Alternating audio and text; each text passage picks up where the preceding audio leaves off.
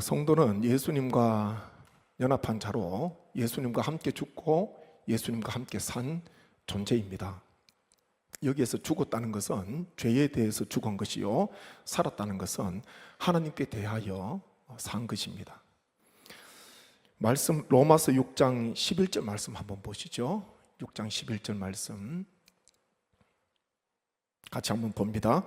이와 같이 너희도 너희 자신을 죄에 대하여는 죽은 자요 그리스도 예수 안에서 하나님께 대하여는 살아있는 자로 여길지어다. 아멘.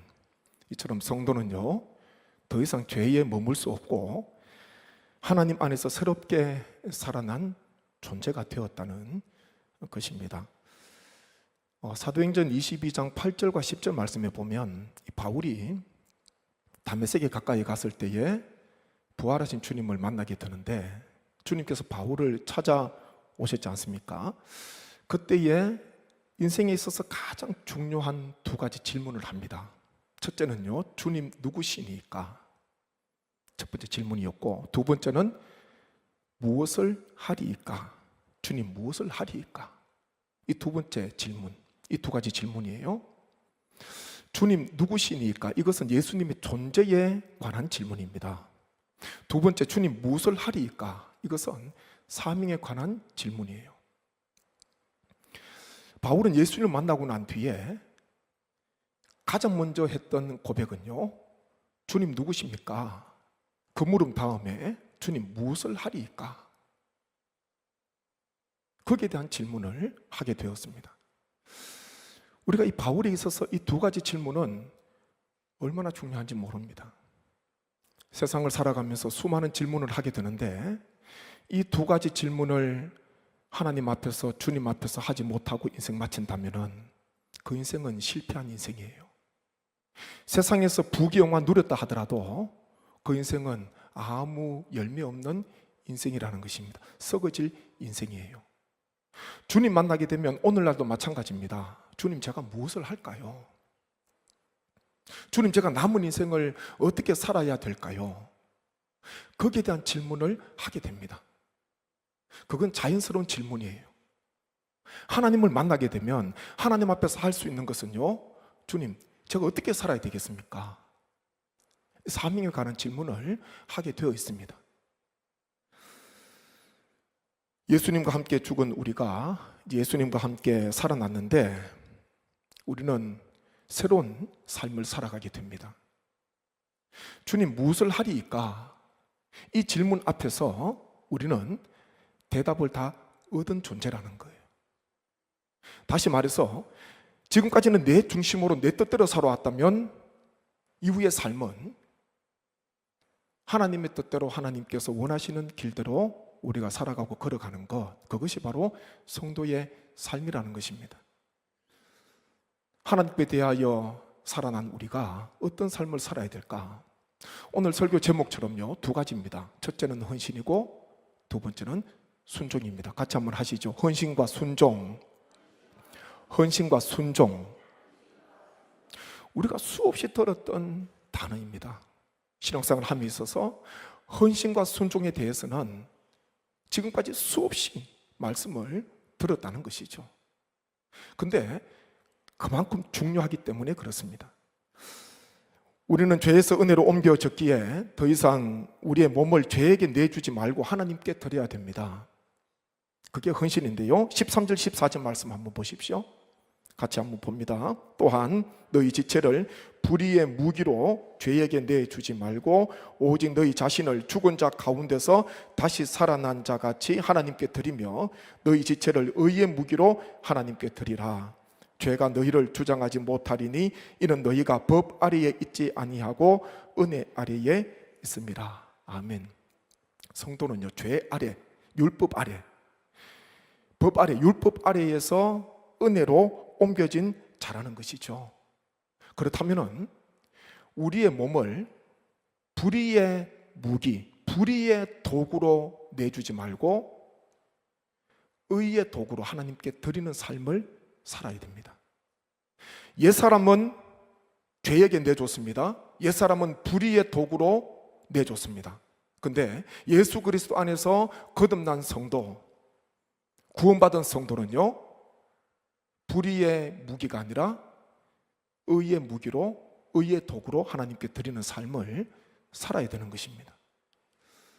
구원받은 성도를 하나님께서는 즉시 천국으로 불러가지 않으십니다. 구원받는 즉시, 마음으로 믿고 입으로 시인한 즉시 하나님께서 천국으로 불러가시지 않고 구원받았지만 여전히 이 땅에 머물도록 하십니다. 하나님께서 이 땅에 남겨두신 거예요. 내가 내 힘으로 지금 남아있는 것이 아니라 하나님께서 나를 남겨두셨다는 것이죠. 거기에는 첫 번째 뭐가 있을까요? 헌신의 뜻이 있다는 것입니다. 죄를 위해서 나의 몸을, 지체를 내주지 말고 하나님을 위해서 의의 도구로 사용하라고 우리를, 지금도 육신을 입은 우리를 이 땅에 남겨두신 것입니다. 이게 헌신이 무엇이겠습니까? 한자로 보면은 몸을 드린다는 거예요. 이거는 단순히 육신뿐만 아니라 우리의 전 생애를 이야기하고 있습니다. 나와 관계 있는 모든 것들을 하나님께 드리는 것, 그것이 바로 헌신입니다. 새 사람이 되었다면 헌신하게 되어 있습니다.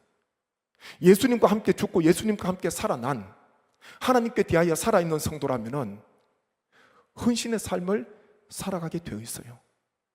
아무도 말하지 않아도 나를 살려주셨는데, 나를 구원해 주셨는데, 나를 이 땅에 남겨두셨는데, 나를 통하여 하시고자 하시는 하나님의 뜻이 있기에 그 뜻을 위해서 헌신하는 삶을 살아가게 되는 것입니다. 이 바울은 누구보다도 일평생 헌신하는 삶을 살았습니다. 자기의 힘으로 살았겠습니까? 자기의 노력으로 살았겠습니까? 바울의 모든 신앙, 사도행전이나 바울의 서신서를 우리가 묵상하게 되면 정말 바울에게 있어서 가장 중요한 한 절, 우리가 그동안 많이 들었던 말씀이에요. 그런데 저는 이 말씀이 얼마나 좋은지 모릅니다. 바울의 인생, 바울의 삶을 한 구절로 설명하라면 저는 고민 없이 고린도전서 15장 10절 말씀을 택할 것입니다. 말씀 한번 같이 보시죠. 같이 있습니다. 그러나 내가 나 된 것은 하나님의 은혜로 된 것이니 내게 주신 그의 은혜가 헛되지 아니하여 내가 모든 사도보다 더 많이 수고하였으나 내가 한 것이 아니요 오직 나와 함께 하신 하나님의 은혜로라. 아멘. 내 의지로, 내 결심으로, 내 신앙으로, 내 믿음으로 한 게 아니라는 거예요. 하나님의 은혜로 헌신했다. 하나님의 은혜로 섬겼다. 바울이 이렇게 고백합니다. 메시지 성경에는 이 15장 10절 말씀을 좀 더 길게 풀어서 이렇게 설명을 하고 있습니다. 한번 같이 한번 보시죠. 그러나 하나님께서는 너무나 은혜로우시고 한없이 너그러우셨습니다. 그래서 오늘의 내가 있게 된 것입니다. 나는 그분의 은혜를 헛되게 하지 않을 것입니다. 내가 다른 어느 누구보다 더 많은 일을 하려고 애쓰지 않았습니까? 그렇다고 해도 내가 한 일은 그리 대단한 것이 아니었습니다. 하나님께서 내게 할 일을 주시고 감당할 힘도 주셨기에 내가 할 수 있었던 것입니다. 아멘. 이 바울이 일생 동안 어떻게 그렇게 헌신을 할 수 있었나? 메시지 성경에 보면요, 짧은 문장이 있습니다. 나는 그분의 은혜를 헛되게 하지 않을 것입니다. 이렇게 풀어서 설명을 하고 있습니다. 내가 나 된 것, 내가 주님 안에서 거듭나고 사도로 부름을 받게 되고 하나님의 택한 그릇으로, 하나님의 택한 사람으로 복음을 전하는 전도자의 사명을 감당하게 된 것, 이 은혜가 얼마나 큰지, 이 은혜가 헛되지 않도록 하기 위해서 어떻게든 바울은 헌신의 삶을 살았다는 거예요. 하나님께서 우리에게 부어주신 은혜가 얼마나 큽니까? 하나님께서 예수 그리스도 안에서 만세전에 우리를 택하시고 예정하시고 우리를 구원하신, 구속하신 그 하나님 아버지의 은총, 은혜가 얼마나 큽니까? 바울은요, 나는 그분의 은혜를 헛되게 하지 않을 것입니다. 이런 믿음으로, 이런 마음으로 일생 동안 하나님 앞에 헌신하게 되었던 것입니다. 그래서요, 다른 사람보다 많이 수고했지만, 고생도 많이 했지만, 큰 업적을 남겼지만은 바울은 하나님의 은혜였음을 고백하고 있습니다. 헌신의 원동력은요, 하나님의 은혜예요. 하나님의 은혜로 우리는 오늘도 하나님을 섬기게 되고 하나님 앞에 헌신하게 되는 것입니다. 끝까지 우리가 붙들어야 되는 것, 나에게 주신 하나님의 은혜가 헛되지 않도록 우리가 헌신에 애쓰는 그런 삶을 살아가야 됩니다. 지금은 시대가 바뀌었지만 올해 우리가 종탑도 좀 조경도 하고 높이기도 하고 앞에 좀 설명도 두고 그렇게 했지 않습니까? 이게 다 신앙의 흔적 아닙니까? 예전에 보면은 제 시골에도 항상 종을 치는 분이 계세요. 종을 치는 분. 근데 그것은요, 그분의 어떤 허락 없이 마음대로 종 쳐서는 안 돼요. 그분은 그것을 사명으로 여기니까 종 치는 것, 거기에 대해서 정말 이것을 귀하게 생각하고 종만 치는 분이 계시더라고요. 그것을 맡아서 하시는 분이 계세요. 시골의 어느 교회에 40년 동안 종 치는 집사님이 계셨는데 40년 동안 종을 쳤어요. 딱 새벽 종 5시 딱 되면은 종을 치는 거예요.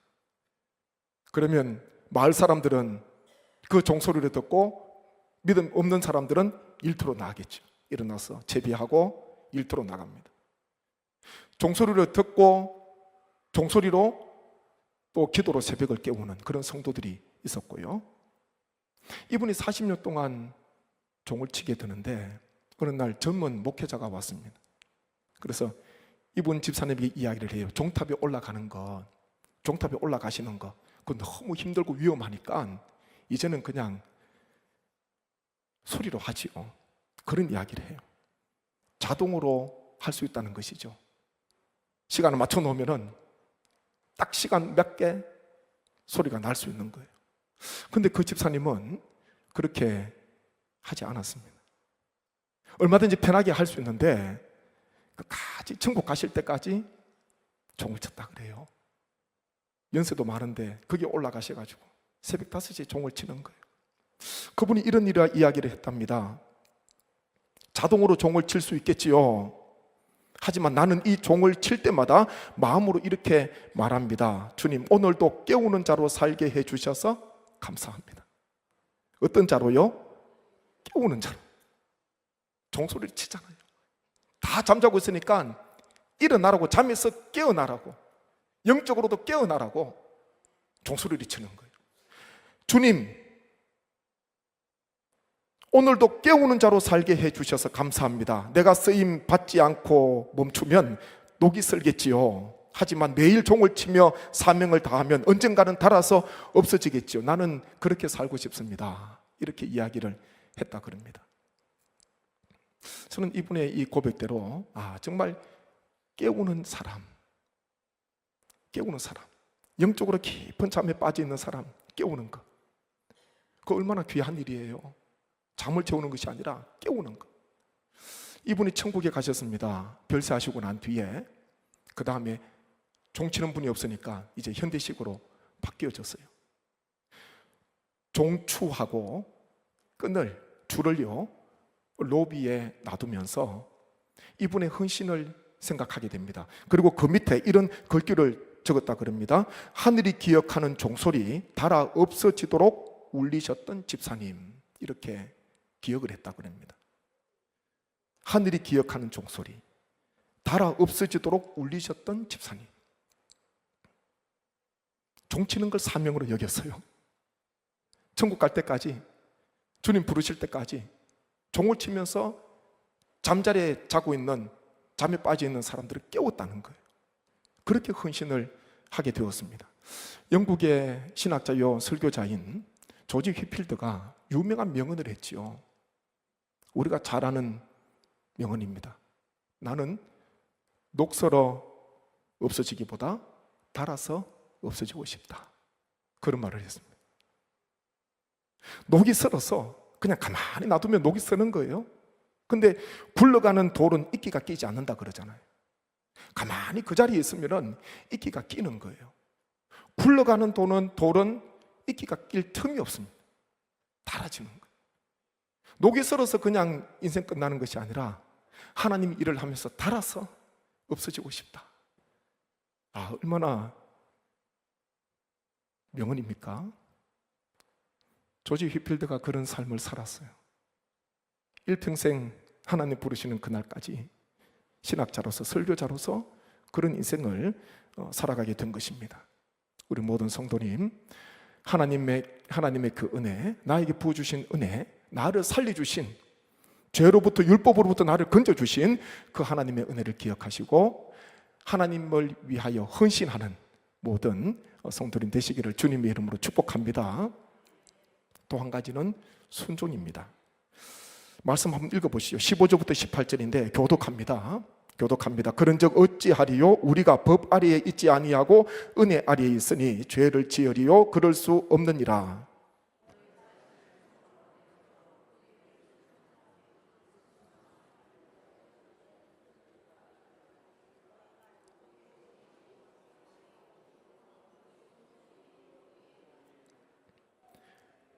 하나님께 감사하리로다. 너희가 본래 죄의 종이더니 너희에게 전하여 준 바 교훈의 본을 마음으로 순종하여 죄로부터 해방되어 의에게 종이 되었느니라. 아멘. 율법 아래에 있지 않고 은혜 아래에 있는 성도는요, 죄의 종이 아니라 의의 종입니다. 죄로부터 해방시켜 주신 하나님께 감사한 마음으로 하나님께 순종하는 의의 종으로 살아야 되는 것입니다. 방금 읽은 말씀이 그 말씀이에요. 아, 내가 하나님께 의의 종으로 순종하는 삶을 살아야 된다. 율법에서 은혜로 옮겨주셨기에 첫 번째는 헌신이요, 두 번째는 순종이라는 거예요. 성경 공부반에서 지금 방학 때마다 필독서 한 권씩을 읽고 있는데, 지금 여름 방학 때 잠시 읽고 있는 필독서는 한국교회 처음 이야기라는 그런 책입니다. 우리 성도님들도 기회 되시면 한번 읽어보시면 너무 좋으실 것 같은데, 한국 교회의 처음 기독교 신앙의 모습을 책에서 기록을 하고 있는데, 거기에 보면요, 한국 교회 초창기 성도들의 이 순종의 모습들이 여러 이야기들이 기록이 되어 있습니다. 거기 보면 여러 이야기들이 기록이 되어 있어요. 그게 귀감이 되더라고요. 1886년 겨울에 황해도 소래교회, 이 소래교회는 특별한 교회입니다. 한국에서 처음으로 자생한 개신교 교회예요. 그것이 소래교회입니다. 이 소래교회 교인들이 은도도 선교사님에게 세례를 받기 위해서 1886년에 서울로 오게 됩니다. 세례를 받아야 되는데 세례를 받을 곳이 없으니까, 세례를 줄 분이 없으니까 서울로 오게 되는 거예요. 근데 특별한 점 한 가지가 있습니다. 선교사님이 문답을 하고 그분들이 신앙을 이야기하는데, 그들이 선교사님에게 무엇을 보여줬냐 하면은 옷을 벗어서 등을 보여줬다 그래요. 등에 보니까 나무 십자가가 하나씩 묶여져 있었습니다. 소래 황해도로부터 서울까지 천리가 넘는 먼 거리를 이분들이 왔는데, 세례받기 위해서 왔는데 보니까 등에 나무 십자가가 묶여 있는 거예요. 이 젊은 은도덕 선교사님 보기에 얼마나 색다르게 보이겠습니까? 이것을 왜 묶고 왔습니까? 그렇게 물었겠죠. 그러니까 설명을 그렇게 하는 거예요. 예수님께서 예루살렘으로 올라가실 때 제자들에게 아무든지 나를 따라오려거든 자기를 부인하고 자기 십자가를 지고 나를 좇을 것이니라, 이 말씀을 하셨는데, 우리에게 있어서 예루살렘이 서울이기에 오늘 서울 올라오면서 그냥 갈 수 없어서 자기 십자가를 지고 나를 좇아라, 나를 따르라, 그 말씀에 순종하기 위해서 각자 나무 십자가를 만들어서 등에 졌다는 거예요. 등에 묶어서 세례받기 위해서 은도도 선교사님 그 서울까지 오게 되었던 것입니다. 이 모습을 보면은 어떤 생각이 드십니까? 야, 정말 무지하다. 예수님의 말씀은 자기 십자가를 지고 자기를 부인하고 나를 따르라는 것은 나무 십자가를 만들어서 등에 지고 따르라는 그 말씀이 아닌데 참 무지하다, 그런 생각이 드십니까? 근데 이 이야기를요 곰곰이 생각하다 보면은 정말 이분들은 어떻게든 예수님을 닮아가고 예수님 말씀을 따르고자 하는, 예수님 말씀에 순종하고자 하는 그런 몸부림이 있었다는 거예요. 그 당시에 누구에게 성경을 배우겠습니까? 소래교회, 우리나라에 처음으로 자생한 그런 교회인데 선교사님이 가서 세운 교회가 아니에요. 누구에게 성경 공부를 하며 누구에게 신학을 배우겠습니까? 쪽복음 받아서 말씀을 읽고 말씀을 묵상하는데 그냥 서울로 갈 수가 없어서 예수님 말씀을 읽고 거기에 은혜 받아서 나무 십자가 지고 세례받으러 왔다는 거예요. 대단하지 않습니까?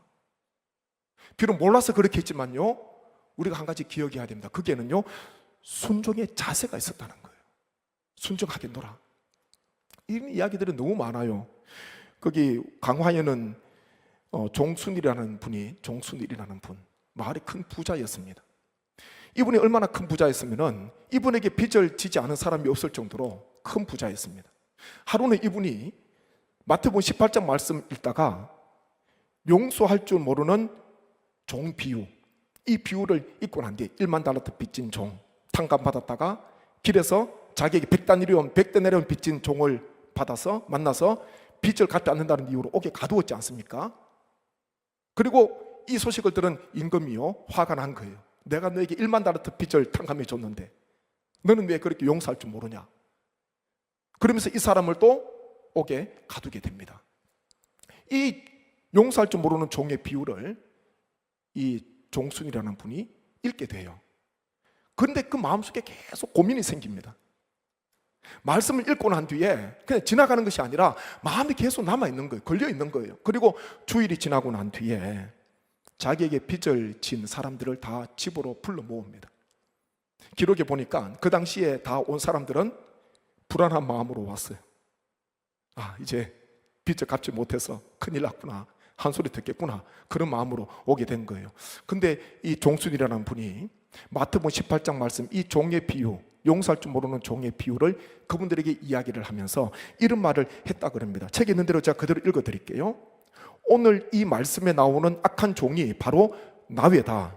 내가 주님의 은혜로 죄사함을 받은 것이 1만 달란트 빚을 탕감받은 것보다 더 크거늘 내가 여러분에게 돈을 빌려주고 그 돈을 받으려 하는 것이 100데나리온 빚을 탕감해 주지 못한 것보다 더 악한 짓이요. 그러다 내가 천국에 가지 못할 것이 분명하니 오늘부터 여러분에게 빌려준 돈은 없는 것으로 하겠소. 이렇게 이야기를 하고 빚 문서를 다 꺼내서 보는 사람들 앞에서 불태웠다는 그런 일화가 있습니다. 사실이에요. 이런 일들은 너무 많은 거예요. 용서할 줄 모르는 종의 비유인데 용서에 대해서 말씀을 하셨는데 이분은 지금 마음에 무엇이 걸렸습니까? 내가 빚을 준 사람, 내가 그 빚을 내가 어떻게 해야 될까? 그게 계속 마음이 걸려 있는 거예요. 이것도요 예수님께서 말씀하신 근본적인 뜻하고는 맞지 않습니다. 용서에 관한 건데 빚으로 생각한 거예요. 그렇게 해서 빚을 다 탕감받았습니다. 저희도 그때 빚을 져서 탕감받았으면 얼마나 기분 좋았을까? 예? 놀라운 역사가 일어납니다.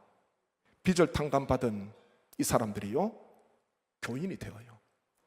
당연히 그렇지 않겠습니까? 하나님 말씀을 듣게 되고 빚을 탕감받으니까 얼마나 마음이 기쁨이 있어요. 그러면서 나도 저분이 믿는 주님을 내가 믿어야 되겠다. 교인이 되는 그런 역사가 마을의 복음화가 이루어졌다는 것이죠. 한 가지 더 말씀을 드릴게요. 이 강화읍 교회에 과부 교인 김 씨가 살았는데 연세가 80세인데 과부였습니다. 근데 재물이 많아서 복섬이라는 종을 부리고 있었습니다. 근데 이 연세가 많은 분이 한글을 배워서 성경을 읽게 되거든요. 성경을 읽게 되는데 마태복음 18장 18절 말씀에서 마음에 걸림이 생기게 됩니다. 한번 말씀 한번 보시죠. 이분이 읽은 말씀입니다.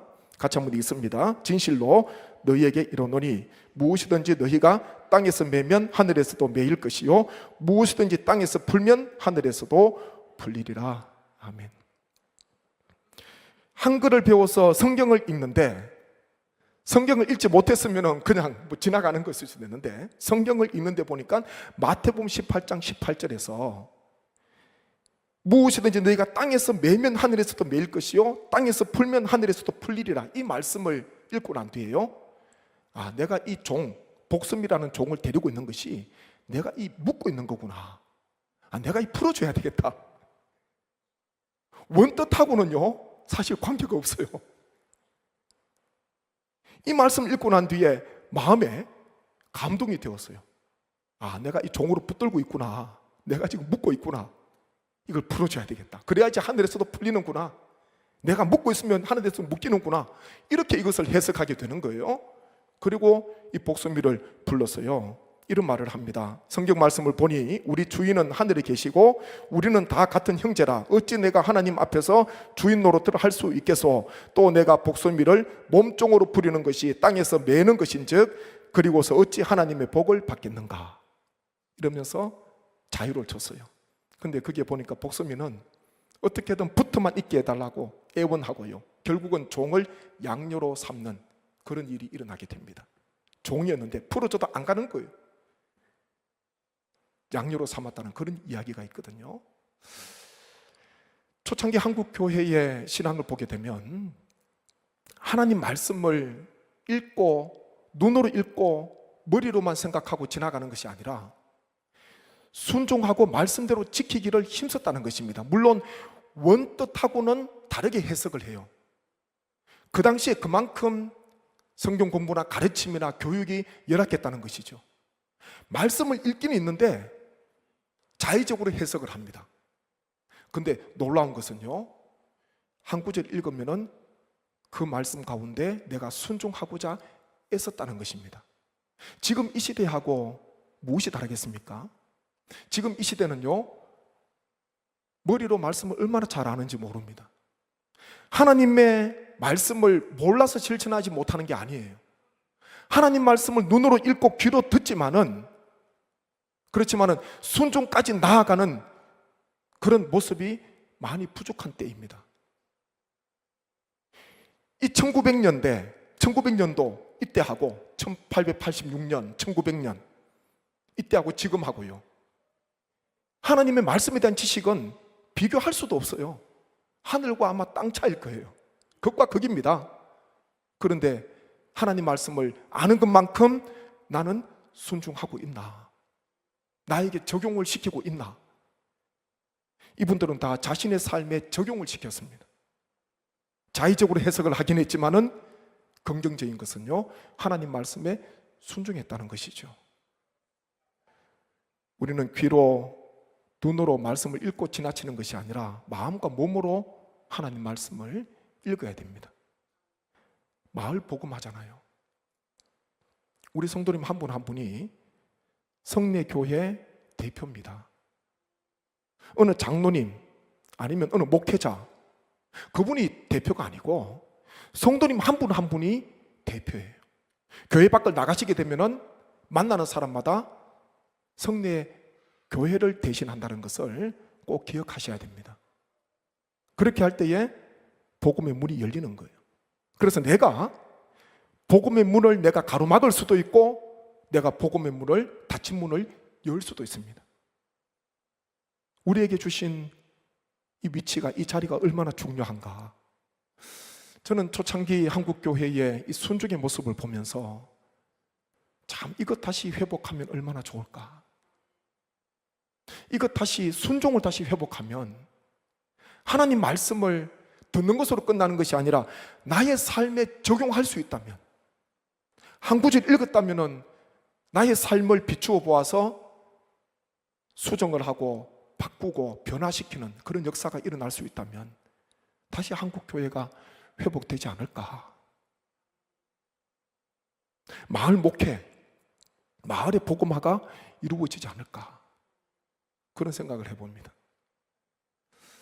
바울은 헌신과 순종 입으로만 한 것이 아니라 직접 그렇게 살았습니다.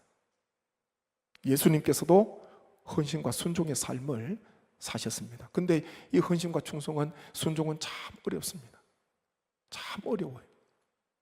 그렇지만은 율법 아래에서 은혜 아래로 옮겨진 우리, 예수 그리스도와 함께 죽고 예수 그리스도와 함께 산 우리는 어떻게든 헌신과 순종의 삶을 살아야 되는 것, 그것이 바로 하나님께서 우리에게 요구하시는, 우리를 살려주신 하나님께서 우리에게 요청하시는 뜻이라는 것을 우리 성도님 꼭 기억하시고, 계신 그곳에서 순종과 헌신의 삶을 사시는 우리 모든 주의 권속 되시기를 주님의 이름으로 축복합니다.